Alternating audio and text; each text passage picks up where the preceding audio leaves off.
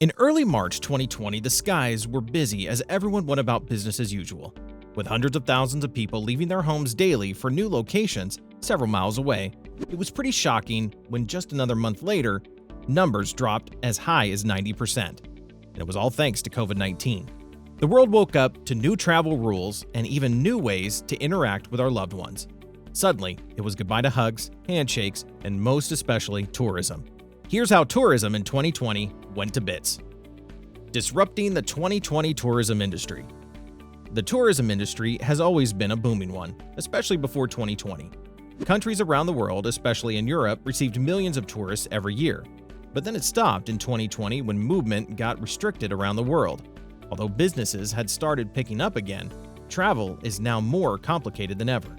We may just have said goodbye to a world of relatively free movement and easy travel for the next few years. With the drop in tourism in 2020, the economic effects are starting to pop up. It goes far beyond canceled holiday bookings to disrupt the workings of the globalized world and creating economic hardship. No doubt about it, the tourism industry is huge, with international holiday makers spending almost $2 trillion every year. That's more than a lot of countries' GDP. But the CDC announced that people should postpone all non-essential travel, and that was pretty much it. From transporting hundreds of millions of people around the world monthly, April 2020 had planes carrying just 31 million passengers to their destinations. The last time we saw such low figures was in the late 1970s, before air travel became such a big deal. Only about 200,000 passengers went through the Heathrow Airport in London in April of 2020, and that's much lower than the numbers that troop in every single day in a month. Shortly after travels reduced significantly, most airlines started struggling. At the time, Virgin Atlantic announced they would have to cut more than 3,000 jobs in the UK. In the first quarter, Air Canada recorded losses of more than $1 billion. Most of them were in terrible need of government aid to make it through the pandemic. However, the airlines that have been able to survive so far into 2021 are determining the competition and prices on some of their routes. For Europe, there is still a lot of competition on transatlantic flights, but those with lesser competition are getting more expensive. What does this mean for low-income travelers? Well, they're getting priced out of the skies, and it's not just about the summer holidays, but also about migrants who have to visit their loved ones in another country. But it's quite obvious that governments are desperate to open up travel completely as fast as possible, and we can see a lot of countries are doing just that already. From relaxing border closures to reducing the need for quarantine, the holiday makers are ready to head out into the world again. When people are not able to move around freely, this could create an uneven system. It is one of those factors that have contributed to globalization and the growth of domestic economies. China is one country that has heavily restricted travels to and from the country until the late 1970s. Today, it sends more tourists abroad than any other country. Looking at 2018 alone, Chinese tourists spent almost $300 billion overseas, which is way more than the amount spent by Americans. With limitations on travel, this will definitely affect economic growth and global cooperation as we struggle to return to a world with little to no interchange between countries. A direct effect of the travel restriction is that many travelers are spending their holidays close to home. The Airbnb brand is one company that has been affected a lot by the pandemic. People didn't have to rent homes anymore since they were stuck in theirs. However, there was a more interesting trend. May 2020 saw as much as 80% of total global Airbnb restrictions being made domestically. On the plus side, the pandemic had been great for the environment. While commercial flights were responsible for more than 2% of global fossil fuel emissions in 2018, thanks to the carbon dioxide emissions, fewer planes are going up in the air right now. Thanks to the pandemic, there's a faster shift towards efficiency, but that's where the good side ends. Combining work and a holiday in a pandemic. Most people are coming up with creative ways to take a vacation and travel around the world. One thing COVID-19 brought to us is an increase in remote work. Today, we can make the most of our tasks done right from the comfort of our own homes, rather than stepping into an office building. So people are embracing this new way by working from holiday destinations. The new struggle is on finding a balance between having a good time and working. And the truth is that working holidays offer great opportunities both now and in the future. We're slowly counting out the 2020 pandemic.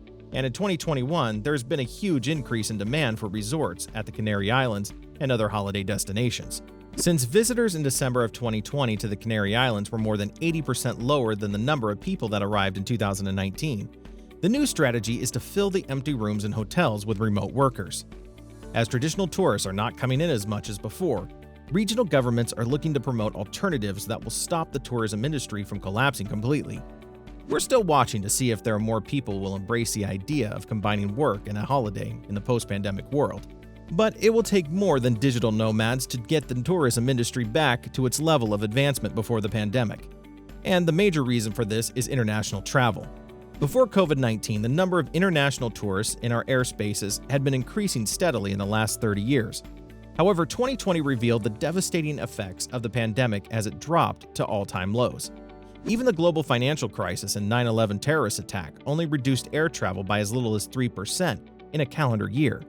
But the pandemic brought it as far as 65%, and we can't say for sure when air travel will recover fully. According to the Industry Trade Association, the IATA, it may take about 3 years before we get back to 2019 levels of air travel. But there's every possibility that it could take even longer, especially with long-haul flights. The reason why recovery for long-haul carriers looks grim is that they rely on the high prices paid by business travelers to subsidize prices on the cheaper seats at the back of the plane. But as we mentioned earlier, people are no longer getting on planes for business trips as much as before. Corporate trips can now be made right from the comfort of their living room by tapping into Zoom or Google Meet. These business owners don't need to climb into a plane for such meetings anymore, when they could achieve the same results without spending as much. So several firms are canceling most of their international business travel, and it doesn't look like they would be willing to return to this even after the pandemic is over. This could mean that work trips are gone for good, and that is bad news for legacy airlines. You're able to pay as little as $250 on your transatlantic fare as a leisure traveler sitting in the back of the plane because someone at the front paid as much as $800 for a single trip. And that's because it's a business traveler. No doubt about it, business travel is super important, especially to these long-hauler airlines. This is one of the drivers of profitability, and with them being unavailable to subsidize the lower fares, that could mean the rise in the cost of going for an exotic holiday. The growth of the tourism industry back to the good old days before the pandemic relies a lot on keeping the airfares low and giving people a good reason to step out again. On the other hand, short-haul flights could help make the recovery faster. Ryanair, which is currently Europe's largest airline, doesn't rely so much on business fares, and that means they can keep the fares as low as possible. Still, there is no doubt that a lot of us are looking forward to when we can add our experiences by meeting new people and seeing different sights outside our comfort zones. Time will tell how much the tourism industry will bounce back after the major pandemic hit.